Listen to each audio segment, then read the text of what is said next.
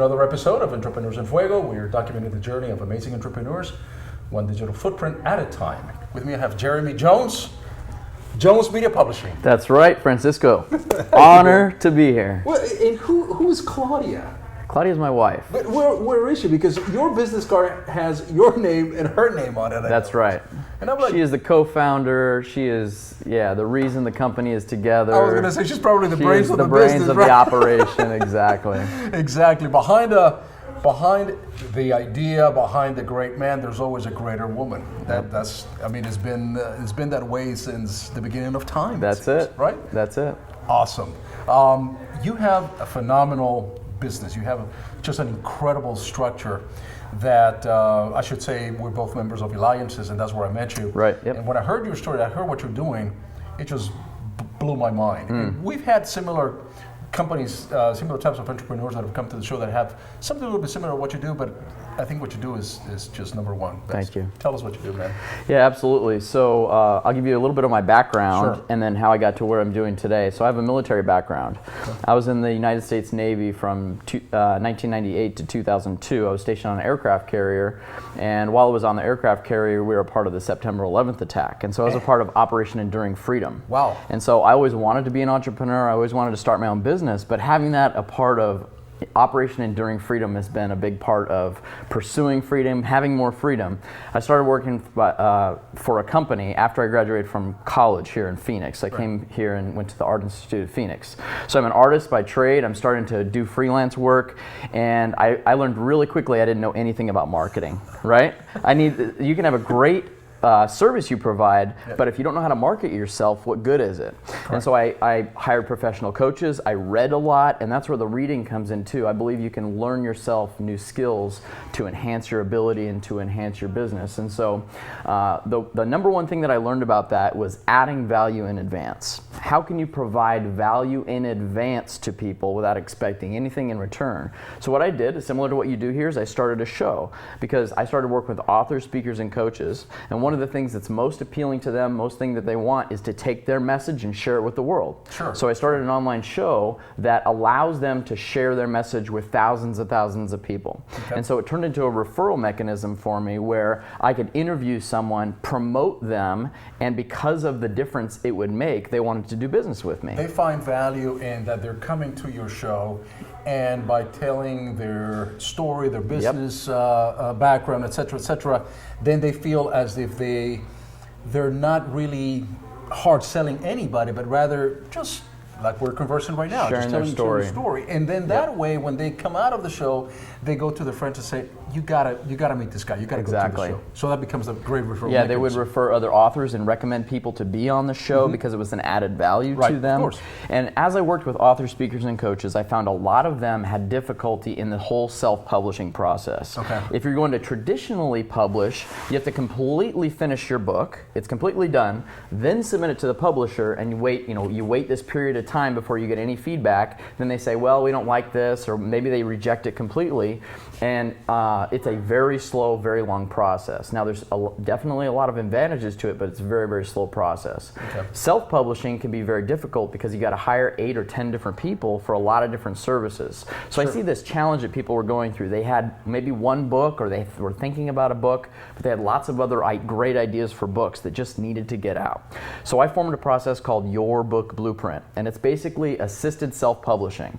We give the 100% of the rights to the author, so they own 100% of the rights to it. They get all the royalties, and we're assisting them through the self-publishing process as early as, hey, I got this really cool idea or concept for a book, all the way from idea to publish in about 3 or 4 months.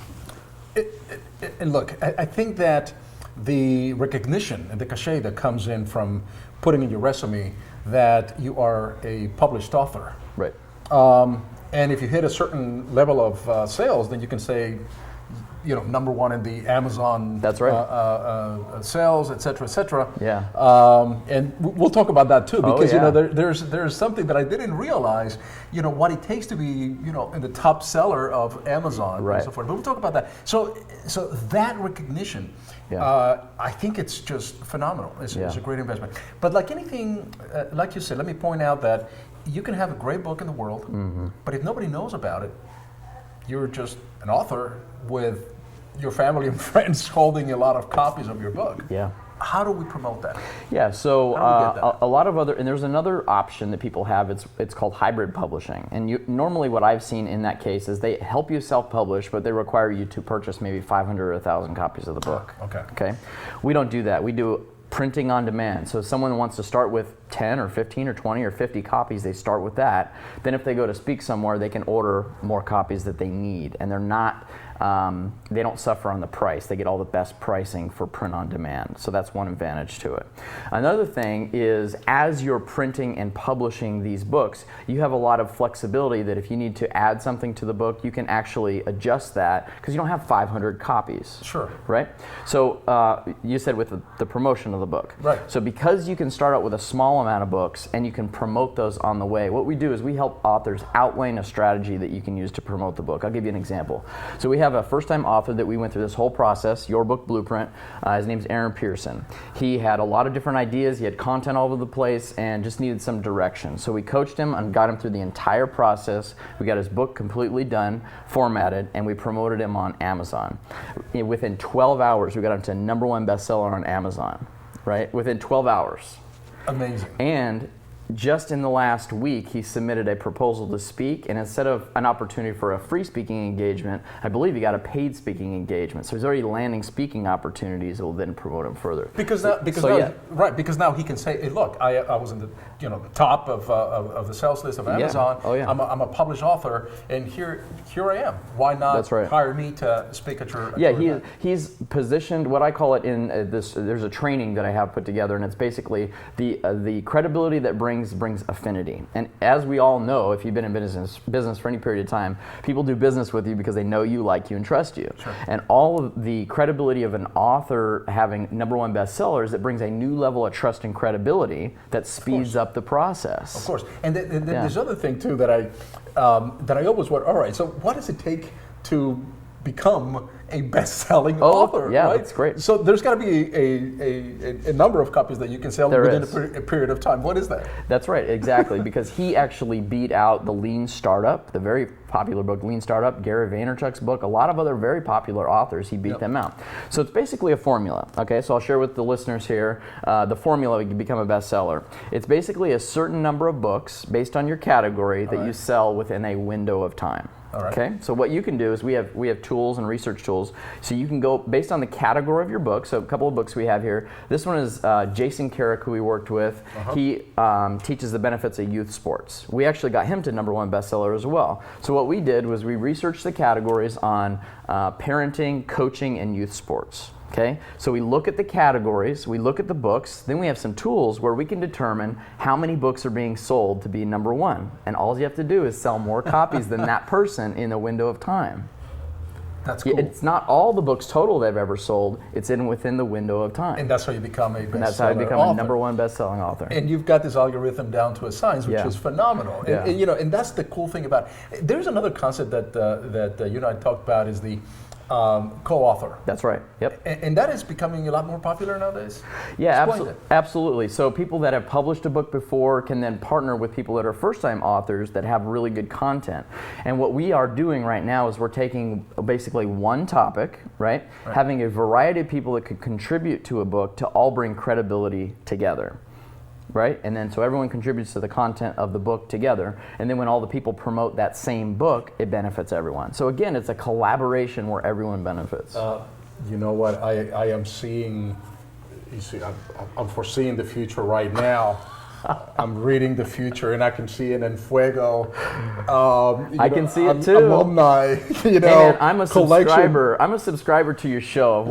I've watched a bunch of your shows. I haven't seen all of them, but you have got some fantastic guests on your show. They're amazing stories. Yep. And I can tell you, and this is the other question that I asked you, and you could probably put 5 or 10 of these guests together, and they can all co-author into kind of linking their experience, their previous experience as entrepreneurs, and probably at the end of the book say, oh, by the way, if you want to see each one individually with their interviews, they'll probably just put it in there. Yep, Very powerful stuff. You give each author credit, and because of the collaboration that's involved, everyone wins. It's a win-win. Kids, reading is never going to go out of style. That's right. Is that right? I mean, that's right.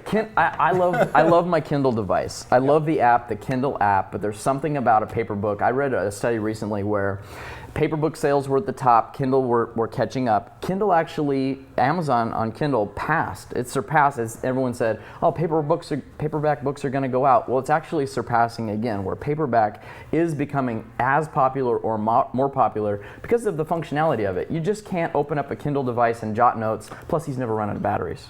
You know what I mean? and you can take it to the beach, and it's nice to take it to the beach and just toss it. Exactly. And you take the sand off of it and all that stuff. And the other cool thing about what you do is that you can actually have an option of downloading the book at a much cheaper price, right? I mean, that's right. Just download here. Because there's no hard cost, right? So with a paperback, there's a hard cost. So we've got some things where we can do to reduce the cost of these books, because we can get these books printed for very, very low for the author. But yeah, absolutely. So this one right here, check out this one. You'll like this one. So this is an immigration attorney we did a book for, right? And he said half of my clients are English speaking, half are Spanish speaking. So he's like, can you do anything creative? So it's English here, Spanish here. Muy bueno. Magnifico. Look at this. Look at this. This is so you can tailor make any book to whatever the needs of the author are. And we focus on the marketing of it. It's so important that we focus on getting the most benefit from the book. What's the best advice you're going to give entrepreneurs today? Best entrepreneur advice I'd give for publishing a book, you mean? For anything. For anything. I would say, and I had a conversation with a client about this earlier, and they asked about, what should we change the title of the book? What should we do? The number one thing to consider for entrepreneurs is to think about what really matters most is the customer, is the client, right? So if you're going to put out a marketing message, I read this in a book many, many years ago, is to enter the conversation that's already in the mind of your customer. So how can you add value to that customer in advance that's entering the conversation in their mind? And what do I mean about that? It's like youth sports. What's the conversation in their mind, the concerns, the injuries, all these different things, and you put out a marketing message that speaks to the things that are right on the top of the mind of the people you want to speak to, and you convey a message to those people, and that's how you capture attention, and then you can drive them to the book. Jeremy Jones, man. I can see the hard copy entrepreneurs. I can see it right now, and I can also see the future that we're going to be doing a lot of business. Yeah, absolutely. It's exciting. Thanks, man. Yeah, appreciate it. Thank you. Thank you so much. Great to be appreciate it. With that, we're out.